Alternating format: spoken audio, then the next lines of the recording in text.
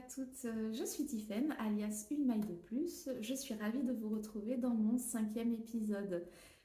Aujourd'hui, nous allons faire un podcast classique avec des objets terminés, des en cours et des acquisitions laineuses, puisque j'ai eu la chance de participer avec mon mari au salon Entre-deux-Laines qui a eu lieu il y a 15 jours à Portès, à côté de Bordeaux. Donc je vais vous faire un petit retour sur mon expérience de ce salon, ce que j'ai pu acheter bien sûr, et puis je vous raconterai un peu les rencontres que j'ai effectuées là-bas en vue de la préparation de notre salon sur Poitiers qui s'appelle Pictalen. Si vous voulez me retrouver ailleurs que sur YouTube, vous pourrez me trouver en barre de description sur Instagram et sur Ravelry, ainsi que la page du salon que nous avons ouverte pour présenter toutes les étapes de la préparation de notre salon, Pictalen. Donc je vous en parle en fin d'épisode. Alors, ce que je porte déjà, dans un premier temps, je porte le modèle Gingerbread d'Espace Tricot. C'est un modèle gratuit en anglais. Je ne suis pas certaine qu'il soit possible de l'avoir en français. En tout cas, il est gratuit, donc n'hésitez pas, même si vous avez des difficultés avec les patrons en anglais, vous ne risquez rien, puisque ce patron est gratuit. Donc même si vous n'y arrivez pas, vous détricotez et puis c'est tout. Mais c'est un modèle assez facile à réaliser, si ce n'est sur le début là de la construction des raglans, puisque c'est un modèle raglan. Je me rapproche. On voit bien hein, cette magnifique construction raglan avec 2 mailles, un col en côte 1-1, des manches. Le raglan est un peu tombant et le modèle ensuite est court. Je me lève, je vais parler ensuite puisque là je ne vais plus pouvoir, vous n'allez plus pouvoir voir ma bouche. Je reviens.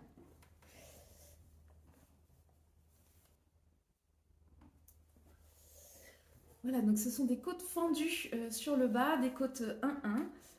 Le derrière est un tout petit peu plus long que le devant, donc c'est une construction sympa, je trouve. En tout cas, il était assez rapide à faire. Moi, personnellement, je l'ai fait dans le coloris Hazelnut, c'est le numéro 11 de Drops Sky. Je regarde en dessous parce que j'ai mes notes. J'ai utilisé 5 pelotes, soit 950 mètres. Actuellement, les pelotes de Hazelnut de Sky sont à 4,65 € la pelote, ce qui fait un projet pour 23,25 €. Voilà. Ensuite, je porte également un collier fait avec une perle de verre filée. Je vous montre. Hop. Une perle de verre filée que ma nièce a fabriquée. Puisqu'elle a ouvert son entreprise, sa micro-entreprise récemment, donc pour pouvoir proposer la fabrication de perles et de bijoux avec ces perles filées. N'hésitez pas, je vous mettrai également son lien en barre de description. N'hésitez pas à aller faire un tour, elle vient juste de créer sa première collection pour son 24e anniversaire. Voilà ce que je pouvais vous dire.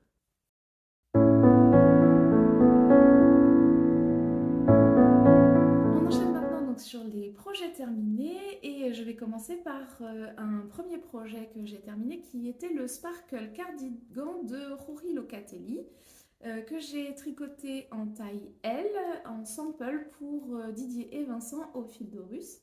Ça fait quelques fois déjà que je vous parle de ce projet et ça y est, il est enfin terminé. Je ne peux plus vous le montrer parce que je l'ai déjà renvoyé donc, à ses propriétaires. Mais par contre, j'ai précédemment tourné une petite vidéo pour vous faire part donc, de mes avis sur cette construction, sur le fil, etc. Et donc, je vais vous laisser avec le mois du passé. À tout de suite. Bonjour à tous, c'est la Tiffaine du passé qui vous parle. Je reviens aujourd'hui pour vous montrer une petite partie de mes ouvrages puisque j'ai terminé un en cours. Il s'agissait d'un sample que je faisais pour Didier et Vincent au fil d'Horus. Comme je l'ai terminé et que je vais leur envoyer avant d'avoir le temps de tourner le reste de mon podcast, je reviens aujourd'hui pour vous montrer uniquement cette petite partie. Donc aujourd'hui avant, je porte le pull Alteda et le châle Vertices Unite de Steven West. Donc je vous montre d'abord mon pull. Il s'agit donc du modèle Alteda de Jennifer Steingass. C'est un yoke en jacquard. Vous commencez par monter des mailles, vous faites un certain nombre de rangs de jacquard. Ensuite, vous continuez un tout petit peu jusqu'à la séparation des emmanchures. Vous séparez pour les manches et pour le corps. Vous continuez tout droit le corps et ensuite vous reprenez les manches qui se terminent ainsi que le bas du corps par du point mousse. Je termine ensuite toujours mes rabats en point mousse par le Icelandic Bind Off qui fait une jolie finition qui imite un peu le point mousse. Je trouve que cette finition est assez élastique et ressemble, enfin vraiment, est parfaitement adaptée pour le point mousse. Donc je fais toujours ça sur mes pulls en finition de point mousse. J'ai tricoté ce pull avec de la Plötulopi, tenue en simple. C'est une laine assez rustique islandaise qui a tendance à se casser parce que c'est un brin non retordu. Mais c'est très facile, vous prenez un peu d'eau ou de salive, vous frottez et ça permet de raccorder tous les fils. Ça évite aussi d'avoir des fils à rentrer, ce qui est bien pratique. Et j'adore ce modèle que j'ai fait déjà 2 fois. Une fois pour ma belle-sœur en beige et rouge et une fois pour moi dans les coloris proposés par la designeuse. Je ne suis pas allée chercher très loin parce que j'adorais le rendu. Donc dans un gris foncé et un gris clair, ça a des petites teintes légèrement bleutées. Voilà, je vous montre. Et par-dessus, je porte le châle qui est tombé, Vertices Unite de Steven West, que j'ai fait uniquement dans des restes de fil, de laine amourée, les pieds dans le sable, le petit caramel marron, c'était de la Yavol. Ça, c'est un fil de laine en alpaga, très très doux, très moelleux. Là, c'était un fil gris qu'on m'avait offert, donc je ne sais plus de quel type de fil il s'agissait, que j'ai mis en rayure avec le même que ici, les pieds dans le sable de laine amourée. Ici, il s'agissait d'un reste d'écheveau que j'avais utilisé pour faire un châle pour mon mari de la marque Le Bruit des Aiguilles. Le coloris, c'était Après la tempête, je crois. Oui, je crois que c'est ça. Ensuite, ici, vous avez à nouveau un fil de laine alpaga bleu avec la Yavol caramel. Et on termine par faire un I-cord tout autour que j'avais fait dans la Yavol. J'aime beaucoup, beaucoup ce modèle. J'ai fait la petite version parce que moi, personnellement, les grandes versions, je les trouve trop grandes, trop encombrantes. Je n'arrive pas à les placer correctement. C'est gênant dans les manteaux, etc. Donc j'aime bien cette petite version qui permet de faire un tour. Je vous montre un tour. Hop, je le mets comme ça. Voilà. Et j'aime beaucoup ce que ça donne. Je le mets également sur un pull marron caramel que j'ai. Je trouve qu'il illumine tout de suite. J'aime beaucoup, beaucoup ce modèle. Voilà. Donc, le sample. Il s'agit donc du Sparkle Cardigan de Rory Locatelli. Vous commencez par monter des mailles dans le dos, donc ici tout le long là. Vous faites un certain nombre de centimètres tout droit en intégrant un point. Je vous montre, ensuite je parle. Voilà.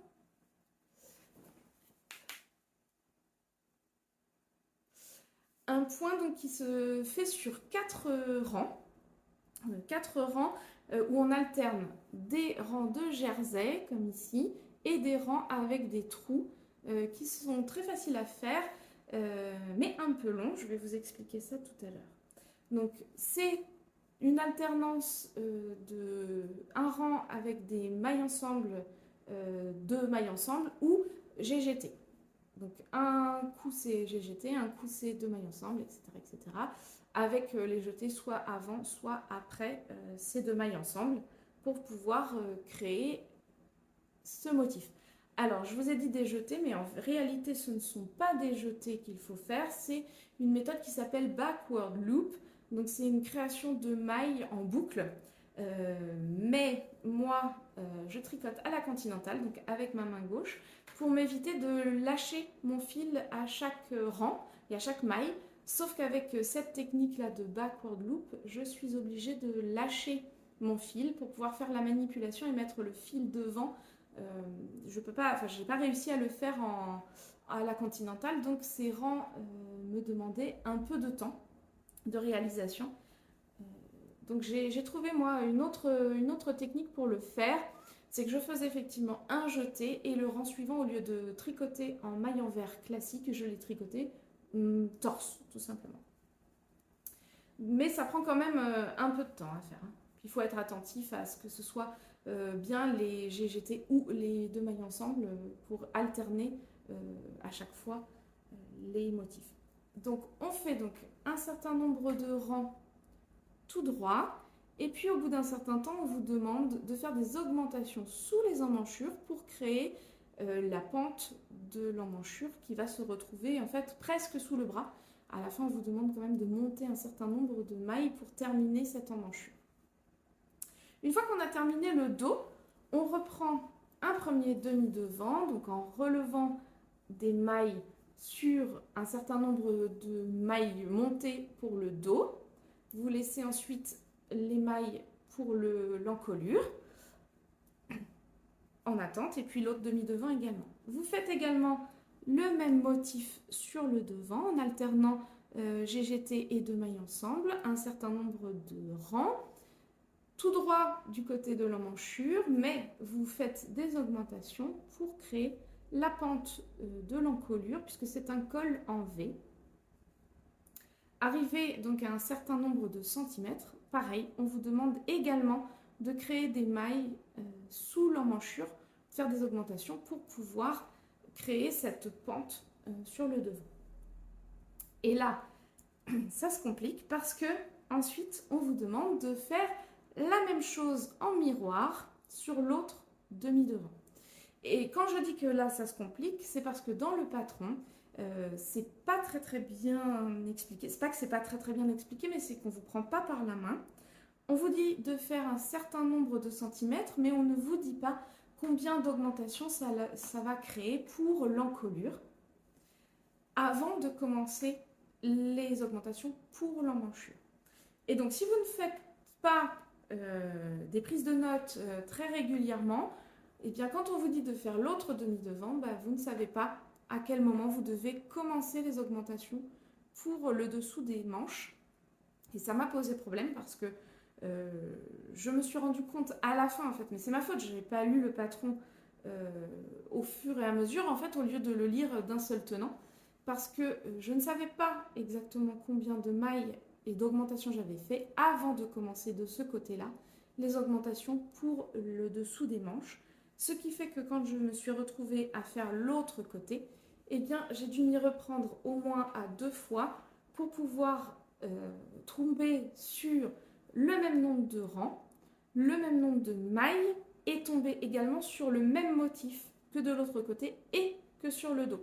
Parce qu'à un moment, vous allez rejoindre en rond le devant et les deux demi-devants et le dos, et il faut évidemment que vous soyez sur le même rang de motifs pour qu'il n'y ait pas disjonction sur le pull, ce qui serait très laid. Donc évidemment, il fallait tomber sur le même rang de l'autre côté. Donc j'ai fait des calculs, il a fallu que je me creuse un peu la tête pour savoir combien de mailles j'avais augmenté avant de faire les emmanchures, les dessous d'emmanchures.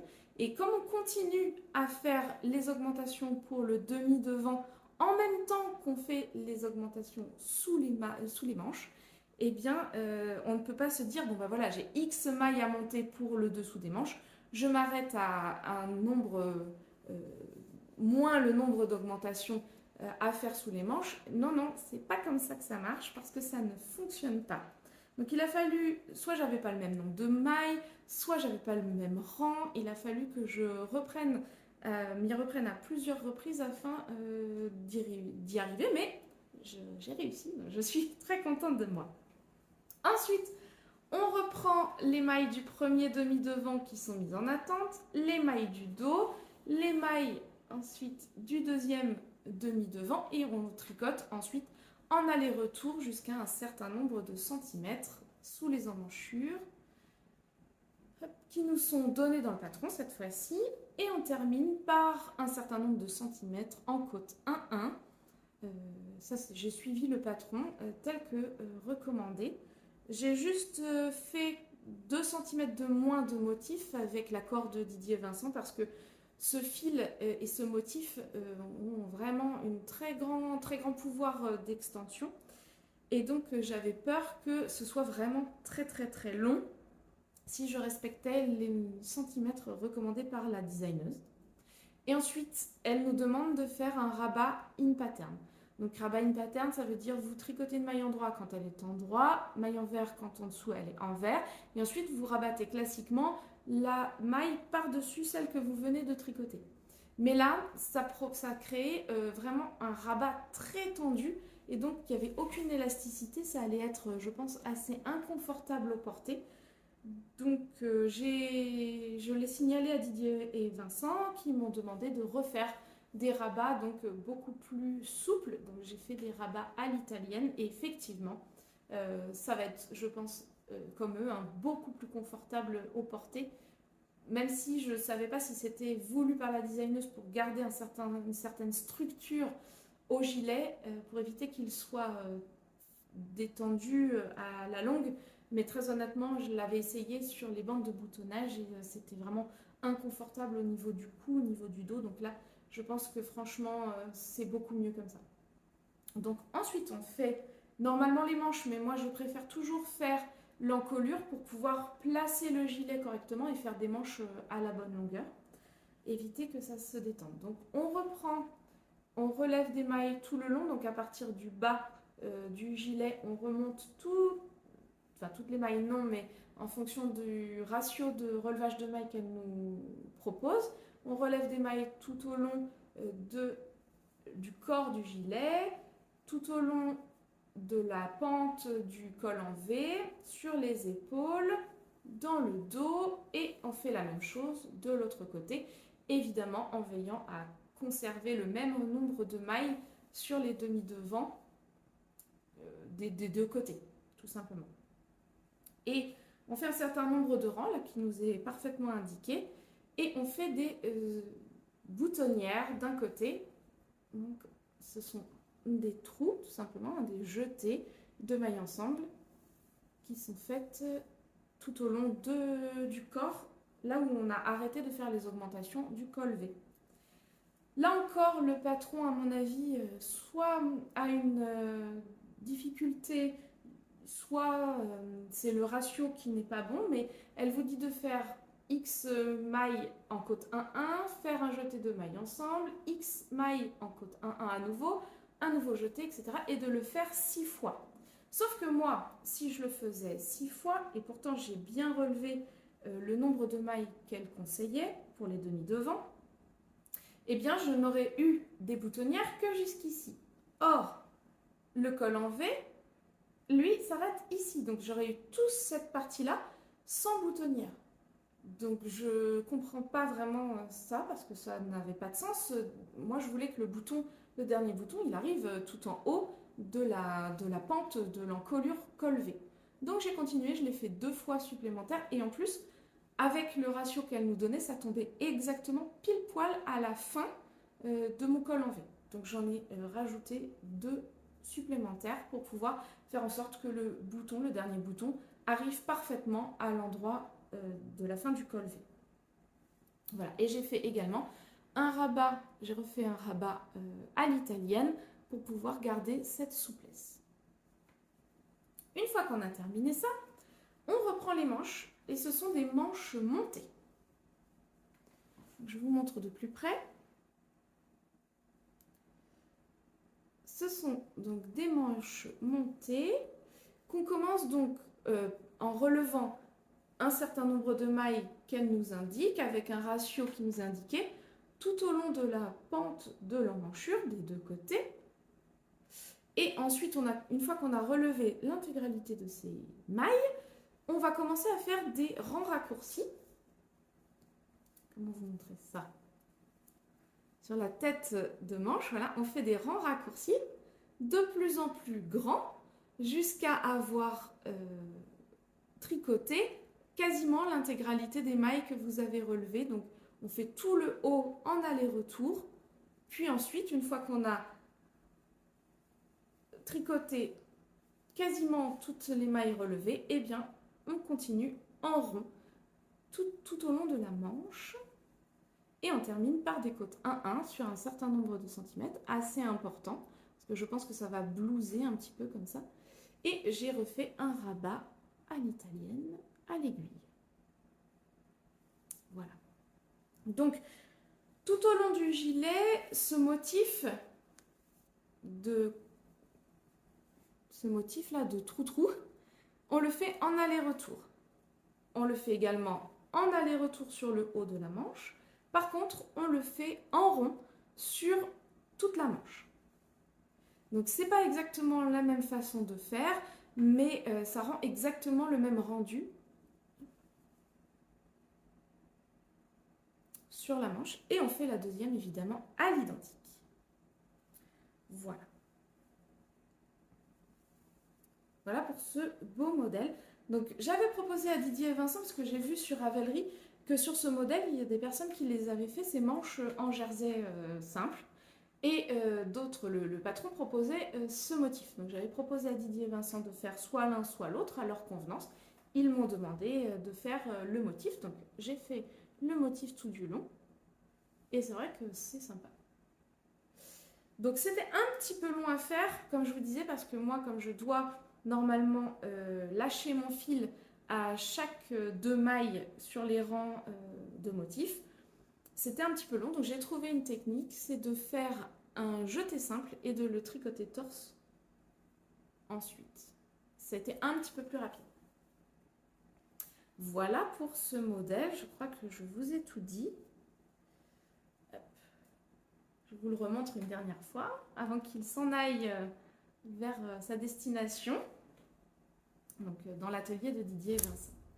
Donc je l'ai fait avec un fil qu'ils m'ont envoyé pour réaliser ce modèle. Il s'agit de la Lang Alpaca Sock Tweed qui est Easy Wash. Donc je ne sais pas s'il y a une différence entre Super Wash et Easy Wash. J'imagine que oui, sinon il ne ferait pas le distinguo. Mais je ne sais pas exactement ce que ça signifie. Est-ce qu'il ne faut pas le mettre en machine ou est-ce qu'on peut? Je ne sais pas. Donc le fil, il est composé de 66% d'alpaga, 29% de polyamide et 5% de laine vierge. Je ne sais pas si on voit bien. Voilà. C'est le coloris 26. Je m'étais trompée la première fois, c'est bien le coloris 26. Et c'est un fil fingering 100 grammes pour 387 mètres. Voilà. Ce fil est extrêmement doux, moelleux. C'est un vrai bonheur à tricoter. Il faut juste faire attention. Il va se dédoubler un tout petit peu. En tout cas, enfin moi en jersey il n'y avait aucun problème, mais sur les rangs de motifs, sur le rang où je tricotais les jetés torse, il fallait que je fasse attention à ne pas piquer dans le brin. Mais sinon, franchement, c'est un pur bonheur. C'est le coloris naturel. Les alpagas n'ont pas été teints. Et vous voyez très certainement qu'on a des petits neps de tweed qui sont intégrés dans le fil. Vous avez des traits beiges comme celui-ci, mais je ne sais même pas si on va vraiment le distinguer. Il est très légèrement plus orangé que le fil d'origine. Des petites neppes noires et des neppes marron. Voilà. J'aime beaucoup, moi j'adore le tweed, je trouve ça très très beau, je trouve ça très classe. Et on le voit vraiment bien là, quand il est tricoté, on voit vraiment les neppes qui ressortent bien sur ce beige naturel de l'alpaga. Vraiment, je trouve que c'est absolument splendide. Donc vous avez certainement vu que j'ai une pelote entière qui n'est pas entamée. Il me reste ceci de la troisième pelote. J'ai utilisé moins de 3 pelotes pour faire ce cardigan alors qu'il m'en avait envoyé 4. Bon, moi j'ai tendance à tricoter lâche. Donc effectivement, là, l'échantillon était de 21 mailles pour 10 cm, donc ça tombait très bien de tricoter lâche, mais j'ai utilisé beaucoup moins de fil qu'il m'en avait donné. Donc finalement, c'est un modèle qui est très économique en fil. Vous voyez que pour 250 grammes à peu près, un petit peu plus que 250, parce qu'il me reste une quarantaine de grammes, je pense, j'ai pas pesé, hein, mais grosso modo, il doit rester une quarantaine de grammes de cette pelote. Donc pour 260 grammes, donc moins de 3 écheveaux, on fait un pull en taille L, hein, je vous ai pas dit, c'est 100 cm de tour de poitrine avec un échantillon donc de 21 mailles au 10 cm en jersey. Il faut faire son échantillon à jersey en aller-retour. Voilà pour ce que je pouvais vous dire sur ce modèle qui va repartir aujourd'hui ou demain, je pense, chez ses destinataires. Donc voilà, je ne peux que vous conseiller ce fil. Je pense qu'il est bien également pour les chaussettes, puisque il y a du nylon, enfin du polyamide hein, dedans. Enfin, ils disent polyamide dedans. Donc je pense que ce fil qui est fingering, il est très bien pour faire des chaussettes. Des chaussettes très basiques avec ces petites neppes de tweed là. Je pense que ce serait sympathique. Voilà, je vous laisse avec la Tiffany du futur. Bonne journée! Ensuite, dans la foulée, j'ai terminé un deuxième projet. Il s'agissait des chaussettes Surimois de Lysandre Hourdin dans le cadre de son challenge 2026 pour tricoter sa boîte de chaussettes, sa boîte de bas, inspirée donc de ces modèles qu'elle a publiés dans son dernier recueil de patrons, donc un livre qu'elle a publié aux éditions de Saxe.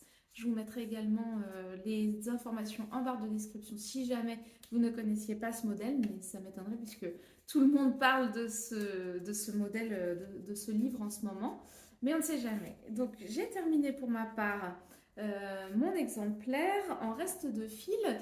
Donc tout d'abord, ce fil dans les tons bleutés avec des petites touches orangées, donc comme ça, des petits speckles orangés et je ne sais pas si vous allez voir, mais ah oui, un petit peu on voit par moment, ça brille, puisque nous avons des paillettes de stellina argentées dans ce fil, donc avec des reflets donc gris, bleu, orange, etc. Donc c'est le fil que j'avais utilisé pour faire mon alu sweater sur la période de Noël. Je l'avais terminé pour le Nouvel An. Et il s'agit d'un fil de Le Bruit des Aiguilles. Dans sa base Stellina or, je vous ai dit argent mais c'est or, 75% de Merino Superwash, 20% de nylon, 5% de Stellina or. Il m'en restait 70 grammes de la fin de mon alu sweater, c'est le coloris City of Stars et qui apparemment avait des défauts. Donc je l'avais obtenu pendant une vente de solde. J'en avais eu 3 écheveaux, donc à un prix, tarif préférentiel. Et moi personnellement, je n'ai pas trouvé de défaut à ce coloris. Je le trouve absolument magnifique. Et comme il m'en restait, j'ai pu faire ma paire de chaussettes avec. Et vous voyez qu'il m'en reste un peu. Il m'en reste une vingtaine de grammes. Voilà, donc je pense que je pourrais faire encore un contrastant avec. Ou peut-être dans un projet, je vais vous montrer tout à l'heure. Avec, je l'ai réalisé, donc le motif de jacquard, avec du mohair. Moi, j'ai pas de suri, j'ai pas de reste de suri. Donc, j'ai décidé de prendre 2 brins de mohair qui m'avaient été offerts par mon amie Amélie, certainement de la Maison Septembre, mais j'en ai pas la certitude parce que je n'ai pas l'étiquette et probablement teint avec du bois de Campèche, puisque Maison Septembre fait uniquement des coloris à base de végétaux et animaux, mais certainement, enfin, il me semble que ce sont essentiellement des végétaux. Maison Septembre propose également des retraites tricot, également des stages de teinture. Donc si ça vous intéresse, vous pourrez aller voir dans leur site internet, je le mettrai en barre de description, parce que franchement c'est très très agréable. Bref, donc ce mohair est extrêmement doux et mon fils aîné Elliot m'a dit « Maman, c'est parfait, si tu mets les deux ensemble, ça fera vraiment un très très joli combo. » Et je vous avais montré le début la dernière fois. Je les ai terminés et effectivement, il a raison, c'est absolument magnifique. Donc vous voyez, j'ai les deux. J'ai publié sur Instagram hein, pour pouvoir poster pour mon challenge. Donc vous voyez, on voit bien là les reflets de différentes coloris de bleu, de gris, le orangé et le motif hein, donc, qui est fait en tout doudou là, de mohair tenu en double. Voilà. On commence par monter des mailles. Alors c'est pas forcément la construction que je préfère pour la bonne et simple raison que pour moi les montages sont toujours un peu raide et moi j'ai une team gros mollet. Donc en général, je préfère commencer par la pointe. Donc là, j'ai fait un montage très élastique, donc ça va. Franchement, ça passe. Ça passe. Ensuite, pareil pour le jacquard, j'ai essayé d'être le plus souple possible. Donc j'ai fait des augmentations et ensuite je suis passée aux aiguilles avec des aiguilles de 75 au lieu d'aiguilles de 25 pour le reste de mon projet. J'ai fait un talon renforcé avec un gousset. Et ensuite, j'ai déroulé le pied en jersey et une pointe. Je ne sais pas si c'est la pointe que préconise Lysandre parce que moi, je fais toujours la même. C'est-à-dire que je diminue tous les deux rangs jusqu'à avoir 18 mailles et ensuite, je réduis tous les rangs et je fais un grafting à la fin. Sauf évidemment, quand je commence dans l'autre sens, je fais l'inverse, tout simplement. Voilà. Alors moi, vous remarquerez que je n'ai pas fait le motif. Alors on voit bien la stellina. Hein. Ça brille, brille, brille. Ouais. Je n'ai pas fait le motif de côte qui était proposé parce que tout simplement, j'avais pas l'espace mental pour faire des côtes à ce moment-là. J'avais envie d'un projet simple après le jacquard que je trouvais vraiment sympathique et donc j'ai décidé de faire un jersey tout simple, vanille pour le reste de la chaussette. C'est la même chose pour le bord côte. Alors vous voyez que j'ai pas coupé le fil, hein, mais les fils sont rentrés. J'ai pas coupé le fil, il va falloir que je le fasse. Normalement, le bord côte, c'est un jersey replié. Mais moi, j'avais pas non plus envie de faire ça. J'avais envie de faire des côtes toutes simples pour que mon mollet puisse passer parce que sinon, c'est toujours un petit peu tendu quand je fais la couture. Donc, pour plus de sécurité, je préférais faire ce type de montage plutôt que le montage préconisé par le modèle. Voilà, et puis j'ai un troisième objet terminé aujourd'hui à vous présenter. Il s'agit de ma presque Sophie Scarf. Donc c'est un modèle assez simple. Hein. J'ai commencé par une pointe avec un montage en I-cord. J'ai fait des augmentations personnellement toutes les 4 barres de point mousse d'un seul côté. Vous voyez qu'ici c'est plat, il n'y a pas du tout d'augmentation. Et puis de ce côté-là, par contre, j'ai fait des augmentations régulières tous les 4 rangs jusqu'à avoir tricoté la moitié de mes pelotes. Et une fois que je suis arrivée à la moitié de mes pelotes, je suis repartie dans l'autre sens en faisant des diminutions sur le même rythme de diminution que j'avais fait les augmentations pour pouvoir aller jusqu'au bout de ma laine. Donc j'avais tricoté, j'avais 3 pelotes de ce fil. C'est un fil Angora de chez Adria Fil. Angora classique, Carezza classique, en coloris 34, 25 grammes, 83 mètres. Et c'est un coloris gris, gris perle, qui tire un tout petit peu sur le parme. C'est pas tout à fait les couleurs que j'ai l'habitude de mettre, mais c'est bien, ça change. Donc pareil, ce projet, je l'ai bloqué, j'ai rentré les fils, mais je ne les ai pas encore coupés. Donc ça va falloir que je le fasse juste après. Donc comme j'avais 3 pelotes, je me suis dit, je tricote une pelote et demie, et ensuite je repars dans l'autre sens. Sauf qu'en fait, je voulais écouler toute ma laine, mais il me reste un peu. J'ai pas réussi à aller au bout, et pourtant, sur la deuxième pointe, j'ai continué les augmentations, les diminutions, pardon, avec un rythme différent. J'ai fait des endroits où j'ai fait plus de rangs sans diminution pour essayer d'allonger au maximum, mais en fait, il me reste ce petit reste de fil dont je ne sais pas trop quoi faire. J'ai mon chat qui gratte à la porte pour essayer de sortir de la pièce, mais j'ai fermé la porte à clé, donc tu ne pourras pas sortir. Donc voilà, ce petit reste là, je ne sais pas trop quoi faire. Peut-être, encore une fois, je vais peut-être le mettre dans mon projet que je vais vous montrer tout à l'heure. Je vous laisse un instant, je vais ouvrir au chat. Voilà, mon chat est rentré pour aller manger dans sa gamelle parce qu'évidemment, on n'a jamais assez de croquettes dans la vie.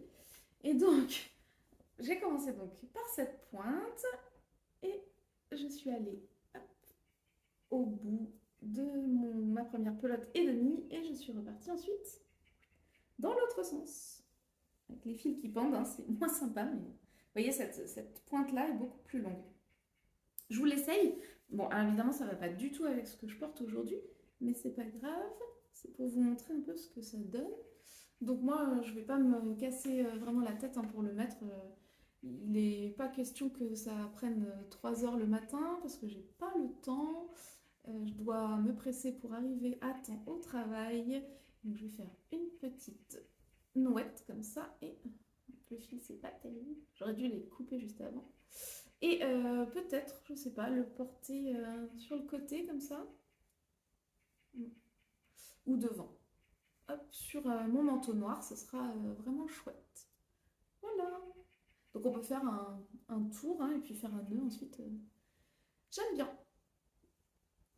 Alors à la base, j'étais pas forcément team Sophie Scarf et Sophie Shawl en tout genre, hein, mais ben voilà, j'ai succombé comme tout le monde à la tentation et puis j'ai fait quelque chose qui ressemble à ça. Euh, et voilà, sur mon manteau noir, ça fera un très joli petit châle de demi-saison. Là en ce moment, par exemple, le matin quand il fait frais, c'est agréable d'avoir un tout petit truc pour protéger le cou sans forcément avoir énormément d'épaisseur qui encombre sous le manteau. Et c'est facile de le ranger ensuite dans un sac pour le reste de la journée, puisque à partir de, en ce moment, je ne sais pas, aujourd'hui on est dimanche 8 mars et il fait un temps magnifique. J'ai la fenêtre ouverte, la baie vitrée ouverte. Il fait plus de 20 degrés, c'est extraordinaire en cette saison. Alors moi ça me réjouit après ces différents temps pluvieux qu'on a eu ces derniers moments là, mais c'est vrai que par rapport à la saison c'est pas forcément bon signe. Mais bon, en tout cas moi je ne vais pas m'en plaindre, j'adore quand il fait beau, donc je peux profiter de l'extérieur, c'est génial. Voilà, on va passer aux objets en cours.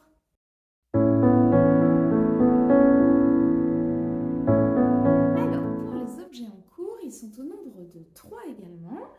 Et je vais commencer par vous montrer un projet que vous connaissez déjà, pour vous l'avoir déjà montré dans au moins 2 podcasts. Il s'agit de mon Harry Sweater de Isabelle Kremer, qui est disponible sur Ravelry au prix de 5,90 €. Moi, je le tricote en taille 121 cm. Pourquoi je dis tricoter, vous allez voir tout de suite. Je vous le montre.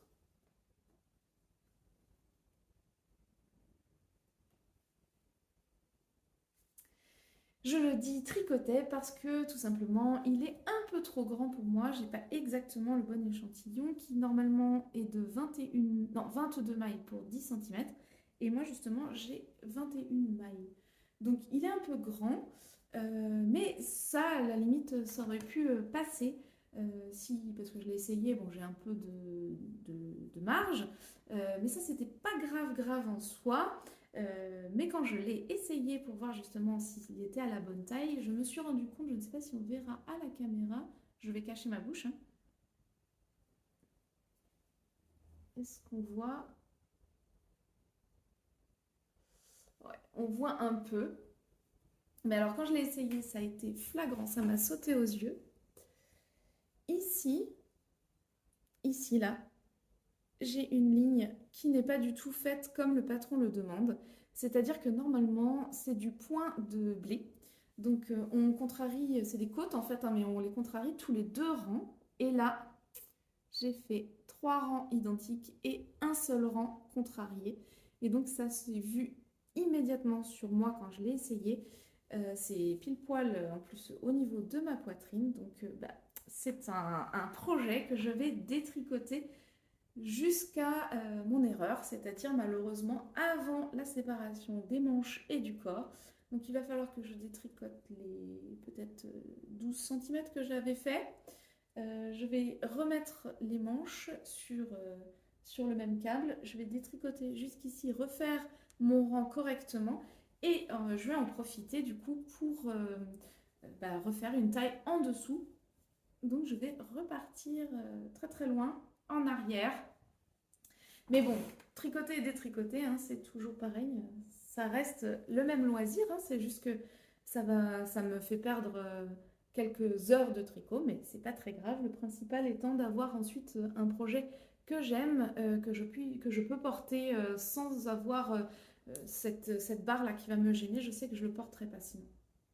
Mais sinon, c'est un modèle vraiment très très chouette. Donc, comme je vous l'ai déjà dit, c'est un modèle raglan qui est composé donc sur le devant, hop, je vais y arriver, d'un panneau de point de blé, une fausse torsade, une vraie torsade, un panneau de dentelle, vraie torsade, fausse torsade et blé à nouveau. Donc voilà, et puis le reste étant jersey tout simple, hein. Voilà. Partout, sinon c'est du jersey tout simple. Bon bah, je m'engage devant vous, vous voyez, je vais enlever hop, mes bloqueurs de mailles, mes petits marqueurs de tricot, pareil, ceux-ci sont faits par ma petite nièce qui m'a fait le collier que je porte aujourd'hui. Hop, je lui ai acheté des perles, je vais essayer de vous montrer, c'est flou. Donc c'est des perles en verre filé et que moi j'ai ensuite monté sur des anneaux doubles pour pouvoir m'en faire des marqueurs de tricot. Donc j'enlève ça, j'enlève les aiguilles devant vous. Comme ça, j'ai plus le choix. Il faut que je recommence à tricoter ce pull. Hop, vous voyez, j'enlève. Oh, ça fait mal au cœur quand même. Ça fait mal au cœur parce que bon, c'est quand même un certain nombre d'heures de tricot, mais c'est pas grave, c'est que du loisir, c'est que du bonheur, et puis je l'aurai pour l'automne prochain, c'est pas grave, hein, parce que je pense que là, vu les temps qui fait en ce moment, les températures qu'on a, je suis pas sûre de pouvoir le porter cette année. Mais voilà, donc c'est reparti pour celui-ci, quasiment, on va pas dire quand même au stade d'embryon, parce qu'il faut pas exagérer, mais quand même, il va réduire drastiquement sous vos yeux. Hop, c'est un peu long, j'ai beaucoup de mailles, hein. Et oui, comme dirait Cécile, que font mes mains, moi aussi j'ai un balcon fleuri. Donc, j'ai donc enlevé mes aiguilles, mon projet n'est plus sur des aiguilles, je vais donc détricoter ça juste après avoir filmé ce podcast. Hop, ça va tomber. Hop là.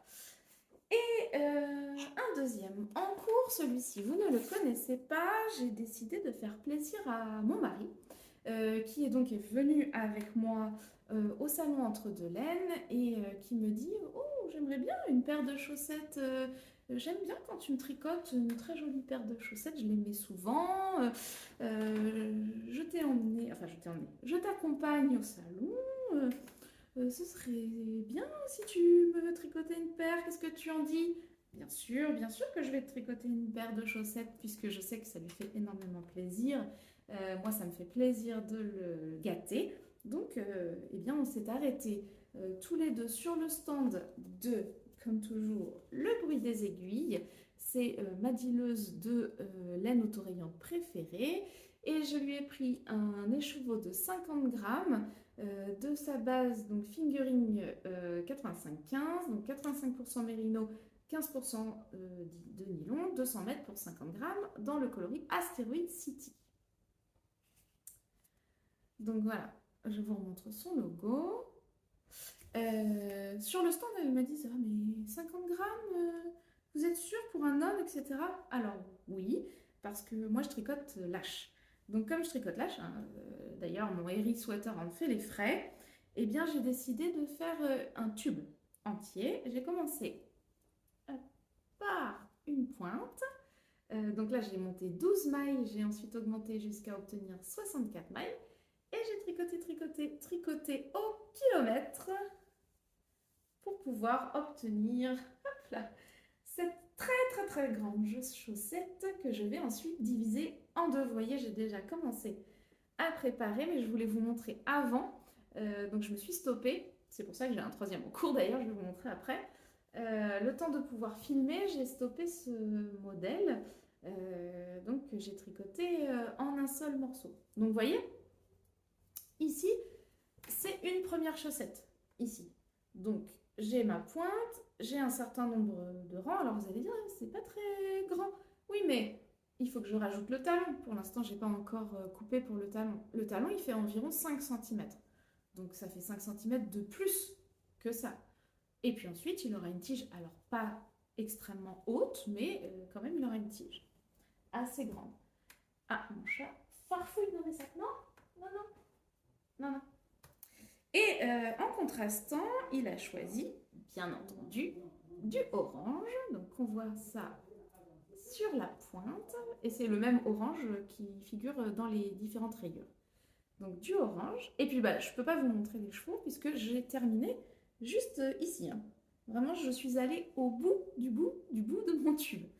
D'ailleurs, je lui ai demandé est-ce que ça te dérange si ce sont des chaussettes pareilles, pas pareilles, parce que du coup, je ne pourrais pas repartir sur la même rayure. Donc là, moi, j'ai commencé avec une rayure bleue. Et sur celui-ci, je vais commencer avec une rayure jaune, en fait. Hein, parce que le orange, il se confondra plus ou moins dans la pointe. Donc, il m'a dit non, c'est pas grave. Fais-moi n'importe quelle alternance, ça ne me dérange pas. Donc, on verra bien hein, que ce sont les mêmes. Hein. Ça, c'est pas un souci. Donc, j'ai ceci qui me reste, donc de mon petit écheveau de 20 grammes, donc toujours du bruit des aiguilles. C'est un mini de 20 grammes, toujours dans la même base. Friends Don't Lie, le coloris 85-15 également, 80 mètres pour 20 grammes. Donc il m'en reste suffisamment pour faire la deuxième pointe, les côtes, parce que je vais lui faire des côtes assez hautes, peut-être les talons, mais sinon, il me reste ce petit bout d'écheveau que j'avais teint avec mon amie Noémie, pour lesquels je vous avais montré déjà une paire de chaussettes que j'ai tricotées récemment, et qui va parfaitement avec le coloris de cette rayure-là. Donc au pire, j'ai ce petit supplément pour pouvoir faire, pourquoi pas, une chaussette orange et une chaussette bleue. Comme ça, il saura quelle est la droite, quelle est la gauche. Donc voilà, donc l'étape suivante, c'est je vais séparer les deux chaussettes. Donc je vais couper juste une maille au milieu du rang qui se trouve entre mes deux aiguilles. Je vais détricoter ce rang et comme ça, j'aurai séparé ma chaussette en deux pour pouvoir tricoter ici une pointe pour cette chaussette-là, ici des côtes et en haut de cette chaussette-là, je vais faire également des côtes. Et cette chaussette, je pense qu'elle sera terminée hein, pour le prochain épisode parce qu'il ne me reste pas grand-chose à faire. Hein. Je pense que c'est le temps d'une journée ou voire 2 journées si vraiment j'ai pas beaucoup de temps de tricot pour terminer cette paire et il aura ces chaussettes qu'il me réclame et qui vont lui faire vraiment très très plaisir. Donc voilà pour ceci. Et comme je m'étais engagée à lui tricoter cette paire de chaussettes pour lui, il m'a offert un écheveau pour moi également.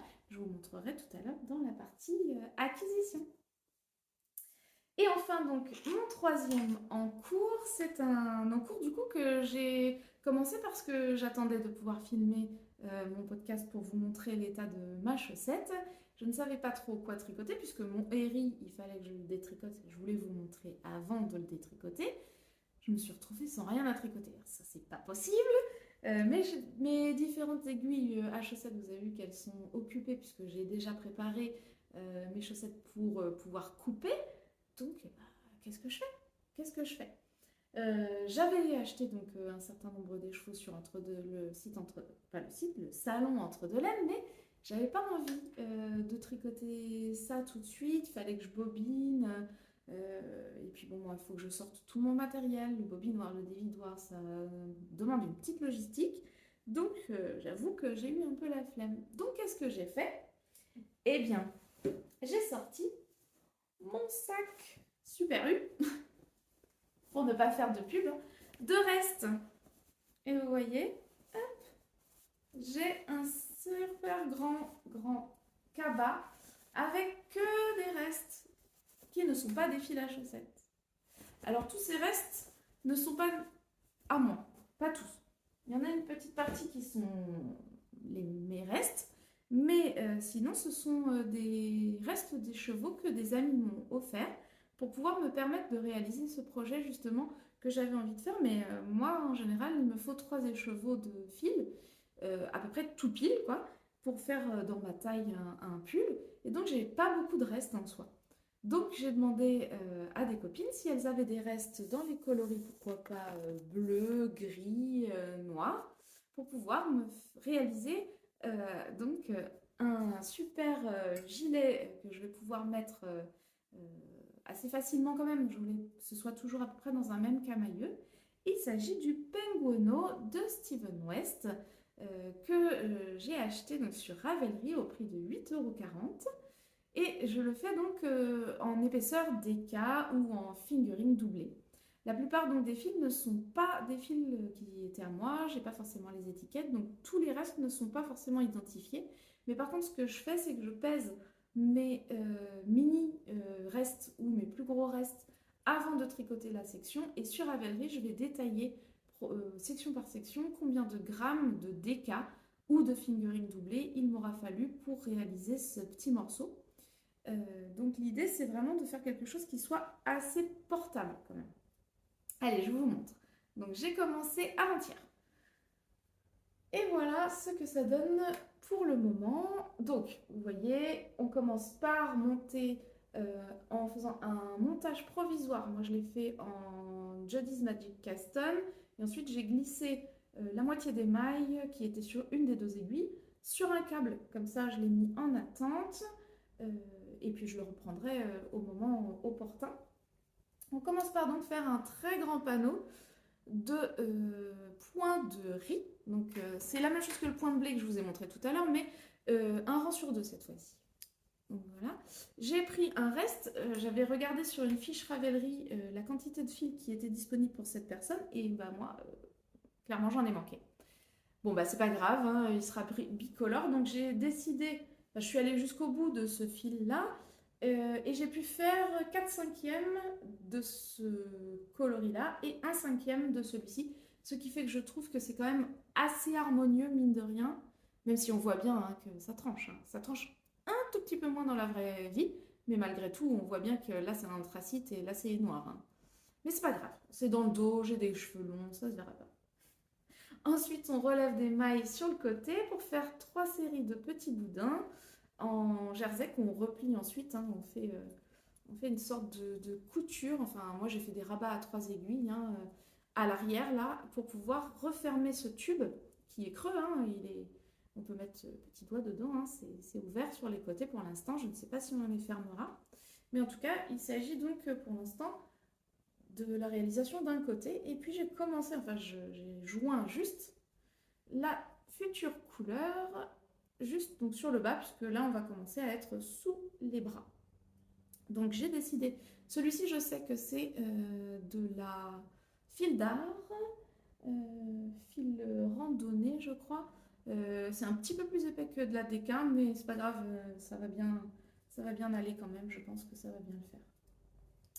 Voilà pour ce projet donc, qui est sympa. Alors là les petits boudins, arrivés au troisième, c'est un peu compliqué de faire cette couture là à l'arrière parce que du coup il y a les deux autres boudins qui prennent un peu d'espace donc ça tire un peu sur les mains. Cette partie couture là c'était pas forcément le plus agréable mais sinon c'est hyper rigolo à faire et puis on passe tous ces restes là moi j'ai passé à chaque fois tous mes restes de bleu, là j'ai encore du orange, là j'ai plus du tout de ce beige écru non teint là. Je ne sais plus du tout, ça je sais que c'est de la Fonty. Ça, je ne sais plus ce que c'est. Peut-être de la Fonty Tartan 3 ou de la... Non, si ça doit être de la Fonty Tartan 3. Ça, c'est un mini écheveau de 60 grammes qui restait de mon ami en DK. Ça, je ne sais plus ce que c'est non plus. Mais c'est très très doux, ça, par contre. Je ne sais pas ce que c'est. Ça, c'était à moi. Donc, la Fonty. Et ça, c'est des restes inconnus. Et puis ça, c'est donc... un reste, j'avais fait un bonnet pour mon frère et il me reste tout ça de la pelote. Donc je vais essayer de les couler peut-être des deux côtés. J'aime beaucoup le tweed, hein, donc j'adore le tweed. Voilà pour ce qui est de mon troisième projet tout neuf qui m'enthousiasme. Alors pas forcément quelque chose que je mettrais au quotidien ou pour sortir ou autre, mais un petit gilet doudou pour la maison le dimanche quand on veut être un peu chill. Voilà, pas forcément très habillée bien entendu, mais voilà, en tout cas je prends beaucoup de plaisir pour le moment à réaliser ce projet, donc j'espère que ce sera également pareil pour la suite. Et on va passer donc aux acquisitions laineuses.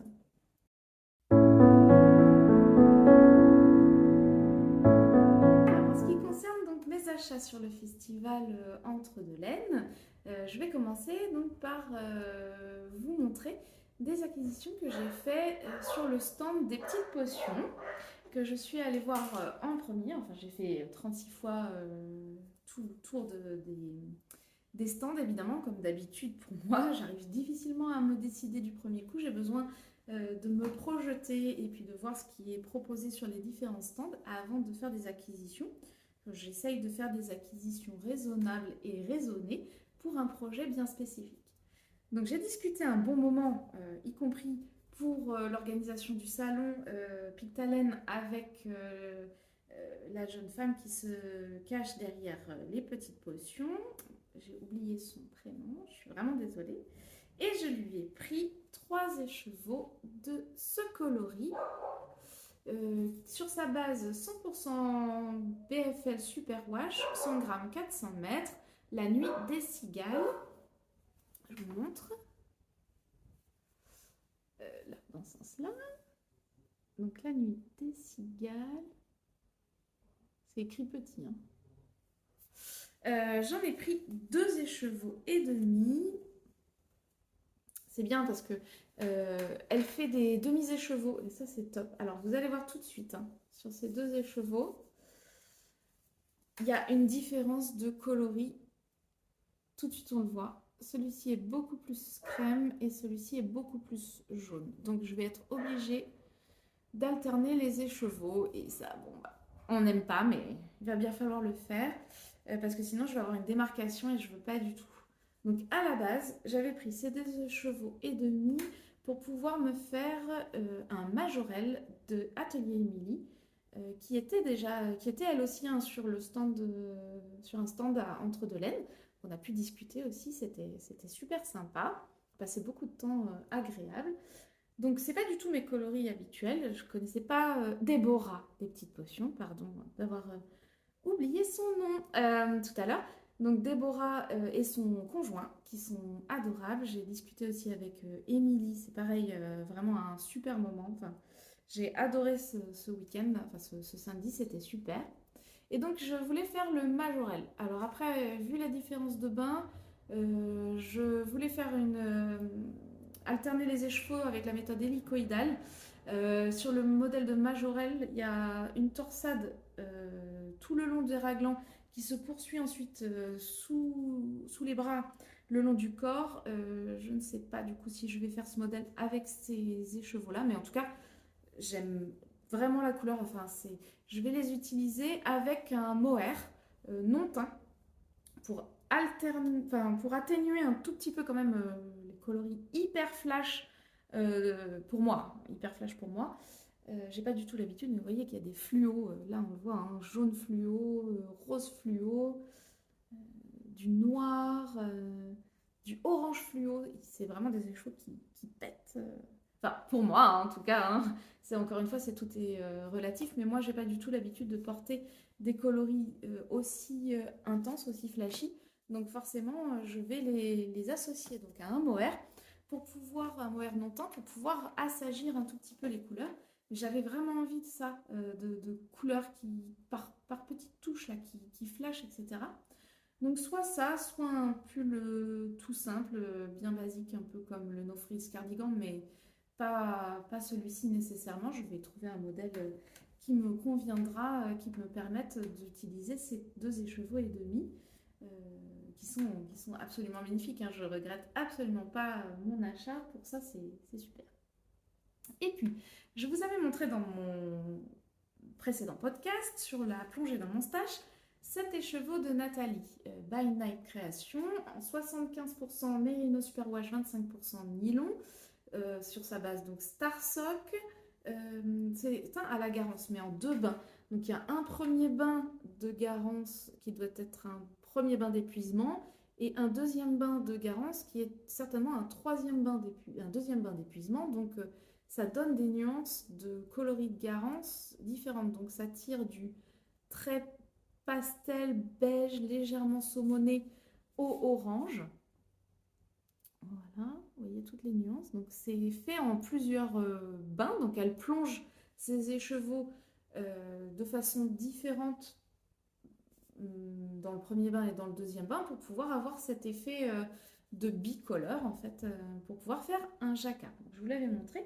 Et je voulais faire quelque chose avec cet écheveau en jacquard. Et donc, je me suis rendue sur le stand de Maison Corlaine. Alors là, pareil, j'adore Maison Corlaine. C'était mes premiers achats de laine teinte-main chez Maison Corlaine. J'avais acheté 2 écheveaux de leur base, c'était BFL, et 2 écheveaux de mohair et soie pour faire un love note que j'ai toujours, parce que leur coloris était au prénom de mes enfants, donc Elliot et Oscar, et leurs 2 coloris s'associaient parfaitement.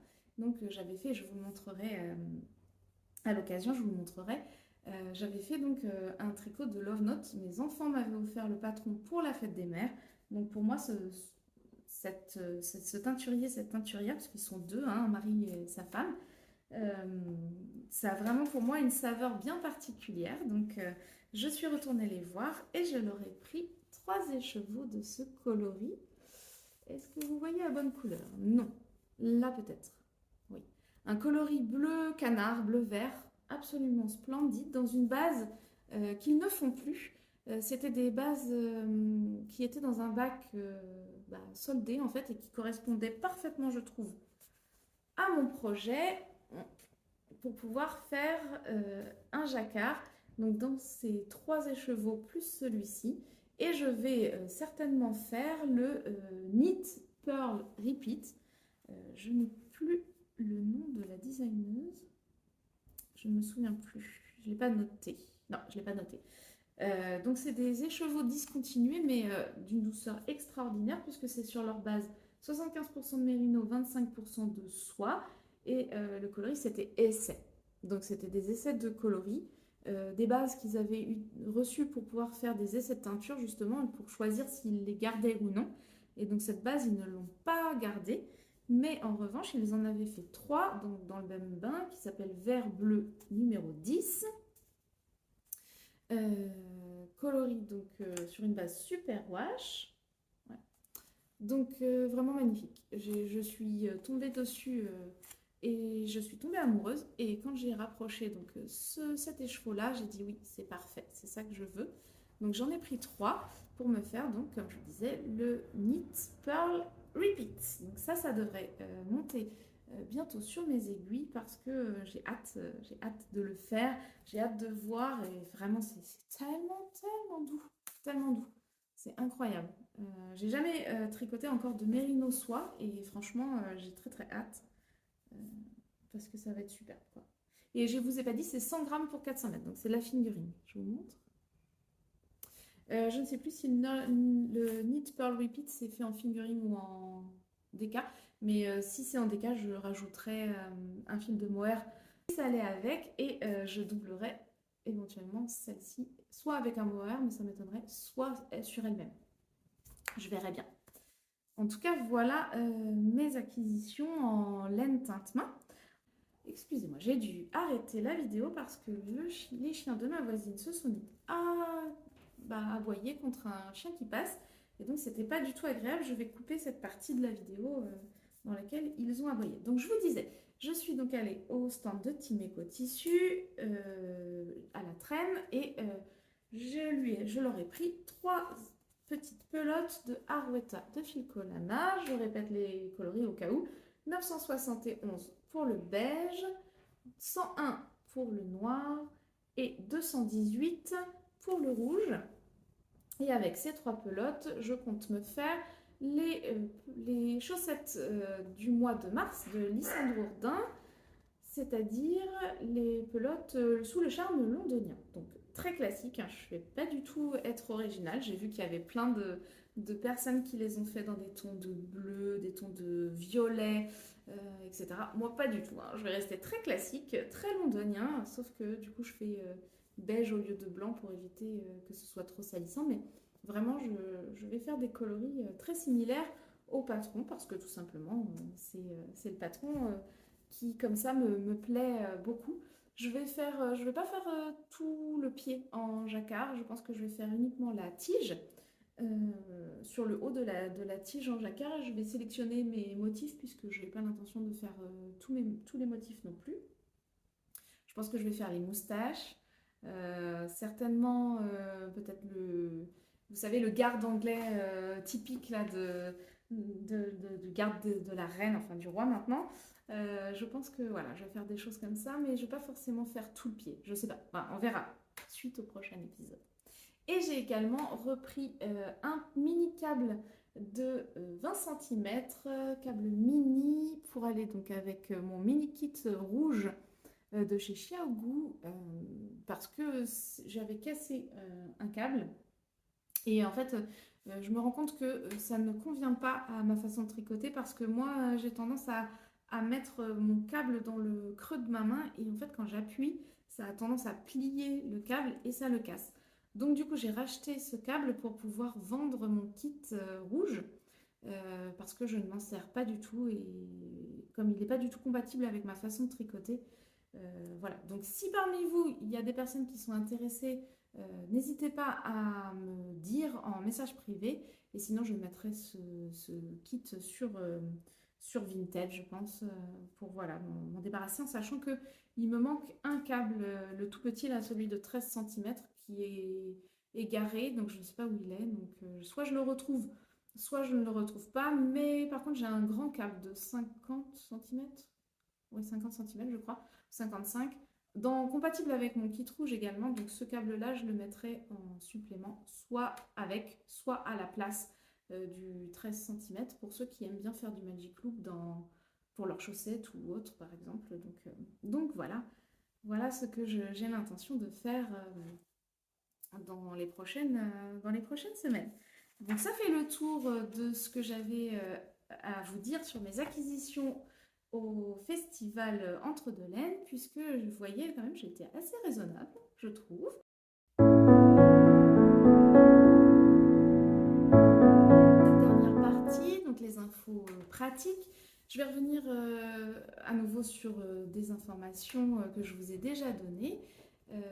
Pour la première information que je voulais vous repartager, c'est donc le tricoté qui est organisé sur Poitiers tous les mois, 2 fois par mois, le premier et le troisième mardi de chaque mois. On se retrouve à la Locomotive, donc un tiers-lieu qui se trouve à proximité de la gare de Poitiers, dans lequel vous pourrez nous retrouver avec grand plaisir. Donc si vous êtes disponible pas trop loin de Poitiers, tous les premiers et troisièmes mardis de chaque mois, eh bien vous êtes les bienvenus pour vous joindre à nous dans ce tricoté.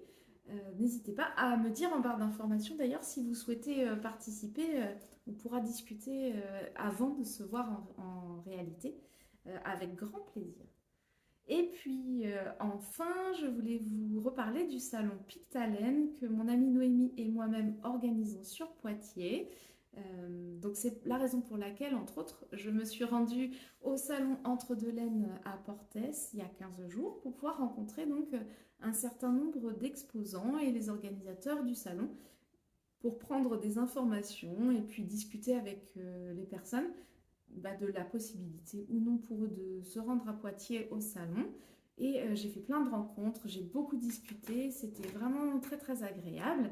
Et pour l'instant, nous avons une vingtaine d'exposants qui se sont manifestés en termes de laine, laine rustique, laine teinte à la main, laine qui sont également teintes de manière végétale ou teintes avec des colorants acides. Donc là, nous sommes en plein milieu donc, de la réception des dossiers de candidature. Nous avons donc créé également une page Instagram, donc Pictalen. Vous retrouverez les informations en bas pour pouvoir voir l'évolution de l'organisation. En sachant que donc, mon amie Noémie va bientôt créer aussi un site internet dans lequel vous pourrez réserver des ateliers. Pour l'instant, on n'a pas encore confirmation, mais on voudrait organiser des ateliers de colorimétrie. Nous avons d'autres surprises également qui sont en cours. Voilà, on négocie, entre guillemets, on négocie avec les différents exposants sur ce qu'ils peuvent faire, les ateliers qui peuvent être proposés. Nous allons avoir donc une grande salle très lumineuse et puis une plus petite salle à côté dans laquelle il y aura la partie convivialité. Donc vous pourrez tricoter, on va mettre un dévidoir, un bobinoir pour que vous puissiez, dès votre acquisition, bobiner vos laines et commencer un projet, pourquoi pas.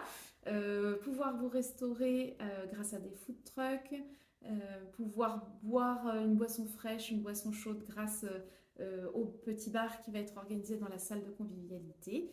Euh, voilà, donc on a très très très hâte que ça arrive. Euh, Vraiment, je suis très enthousiaste par l'organisation de ce projet. Le salon aura lieu les 19 et 20 septembre 2026, donc à Buxerolles, c'est une petite ville qui touche Poitiers. Donc je vous disais que Poitiers est accessible par le train. Euh, bah, vous arrivez en gare de Poitiers par exemple si vous ne voulez pas vous déplacer en véhicule. Et vous pourrez ensuite prendre le bus qui vous emmènera directement devant la salle. Je vous redonnerai les informations sur les lignes. Je ne me souviens plus exactement du numéro des lignes qui vous mènent directement devant la salle, en sachant qu'il faut un petit quart d'heure de bus de ville entre la gare et la salle. Pour ce qui est des gens qui veulent venir en voiture, il y a des parkings tout autour de la salle. Donc ce sera facile de vous garer gratuitement. Donc n'hésitez pas à me faire signe si vous êtes intéressé également par le fait de devenir bénévole. Ça pourrait toujours nous intéresser.